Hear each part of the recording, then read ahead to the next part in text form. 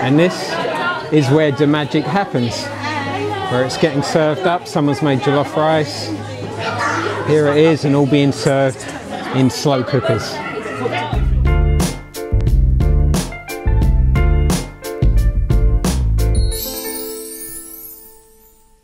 We are having a free Christmas dinner for everyone. Yes, this is it.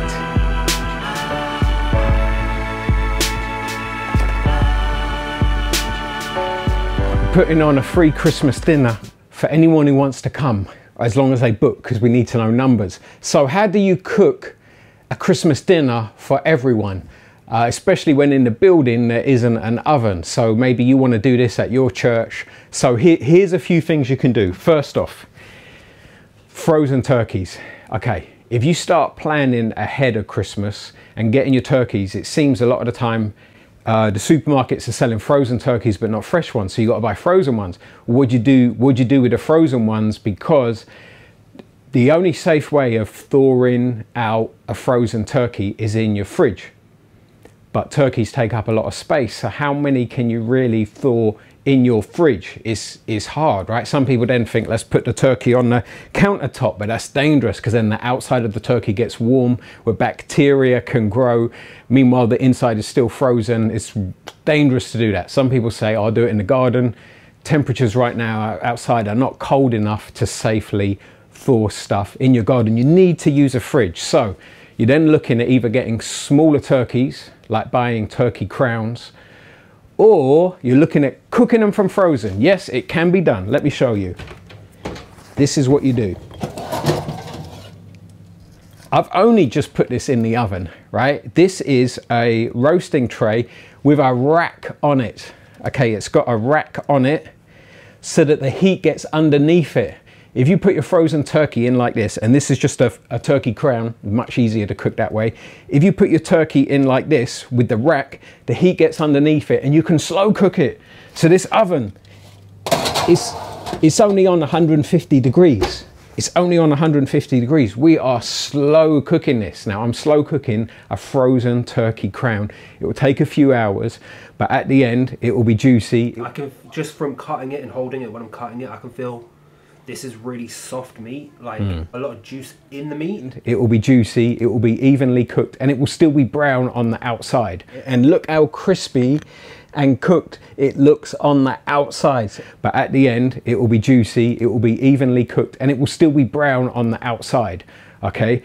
And I actually find this is easier to cook this way. And I like to slow cook a lot of my food anyway. It's easier to make sure everything's evenly cooked. So, got that in the oven. It's going to be in there for a few hours, maybe 5 hours, maybe 4 hours, maybe 5 hours. I test it with a thermometer to make sure I get in the deepest bits, and because it's a turkey crown, there's no bones, the thermometer reading is more reliable. So I do that, and then once you've done that, you carve it.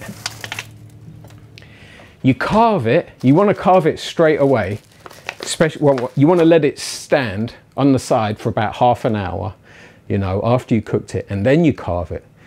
If when you carve it, you're like, oh my days, there's all these bits in it that aren't cooked yet, you could still put it back in the oven, but you can't like leave it till the next day and then be like, oh my days, I'm carving it now and there's pink bits, I need to put it back in the oven. That's not safe. So you need to make sure on the day it's thoroughly cooked, and you carve it, and then you can like put it in trays like this. You can put some hardcore cling film cover on them. These trays I think are Poundland, really cheap. Put some hardcore cling film on it, okay? This cling film is the stuff that you can put stuff on top of it and it doesn't break apart. And then you can put this in your fridge, and then you can then serve it up the next day. So you don't even have to cook it on the day. Now you might say, hang on a minute, is your turkey going to be cold on the day?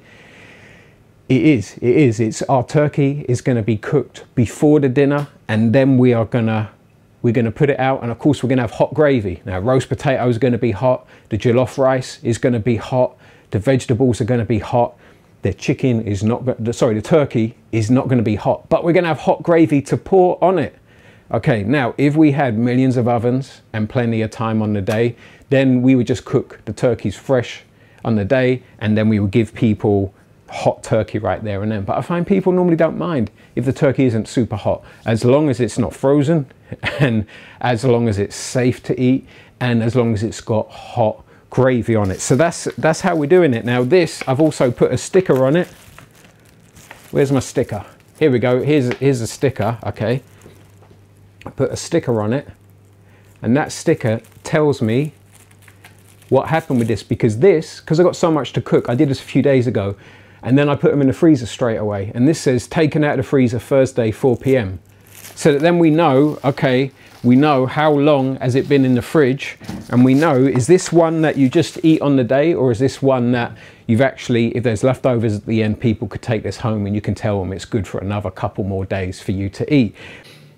These labels are actually an act of love, because by labeling this and by labeling this and labeling the other ones, we know which ones are safe to give away as leftovers on the day, because they can only be in the fridge for so much time.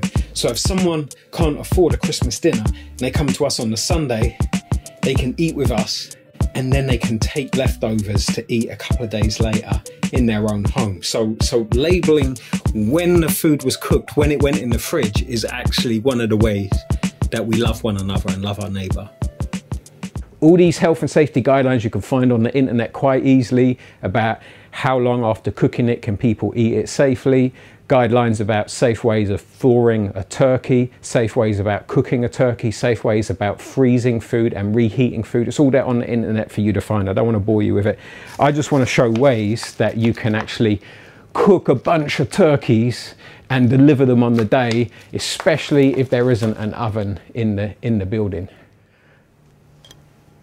Okay, check this out. It's cooked nicely. Look, and this is slow cooking it, and look how crispy and cooked it looks on the outside. So even slow cooking a turkey at 150 degrees, you can still get it looking like this.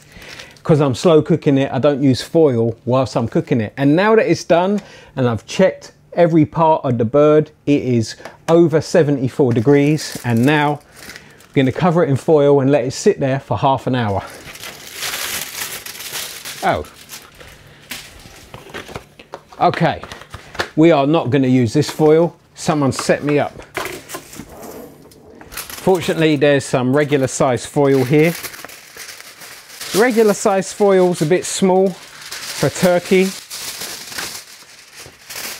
but we'll make do. Just need 2 pieces, that's all.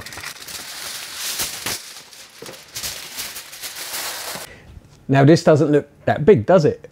But we've been cooking a bunch of these for days. So we're gonna have plenty of turkey. You could cook for hundreds if you had enough people cooking one of these every other day, taking it in turns, cooking them. So you can cook for a lot this way. Sharpening the knife.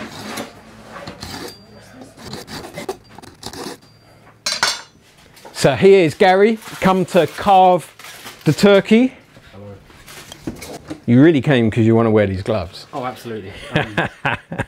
I'll only wear one because it actually gives you less control with the knife. Yeah, yeah, yeah.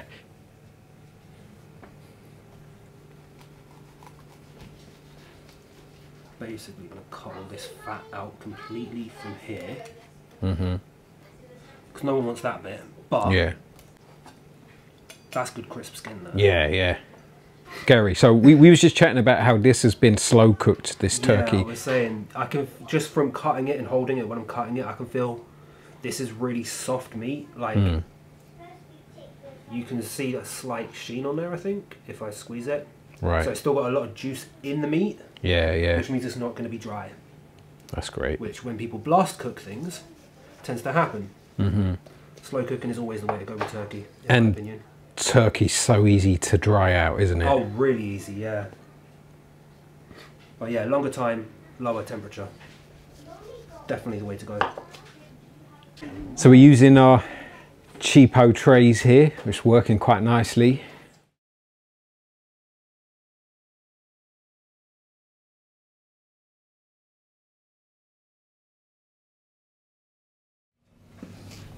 It's go time, it's the day of, and here's all the roast potatoes. What I've done is, some of the roast potatoes, are huge and some are tiny. So I've tried to put the tiny ones together, the big ones together, so that I can get them cooked evenly. So I'm going to put these in the oven now and cook them, and then get on with the carrots and the peas. So here we go, totally chock-a-block with roasties. So now it's time to do carrots. I've got my big pot here. I've got water in it. I boiled it from the kettle. It will take forever boiling it here. So I boiled the water in the kettle, put it in one load, put the lid on, boil another load of kettle whilst this is heating up further, and get it to the point where it is bubbling away nicely, okay? And so now I'm gonna pour in, someone in the church has kindly chopped all these fresh carrots. So I'm gonna pour these carrots in now, okay? This is not a good way to do it. Okay, with this bag, I wasn't too sure how this was gonna go, but I now know that you will burn yourself big time if you do it that way. Okay, let's try using a ladle this time.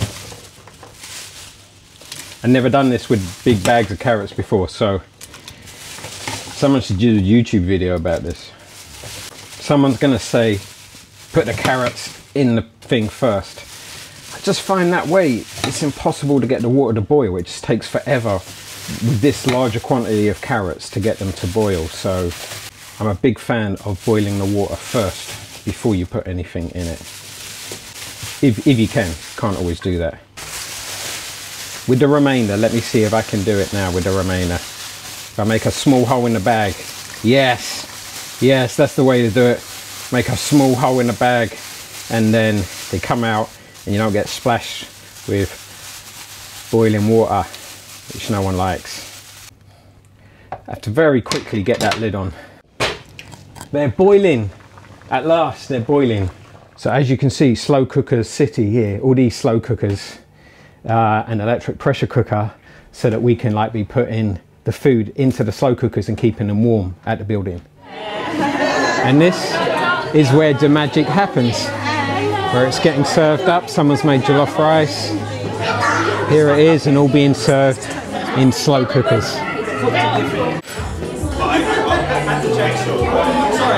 everyone's eating. I'm sorry, I'm sharing over there.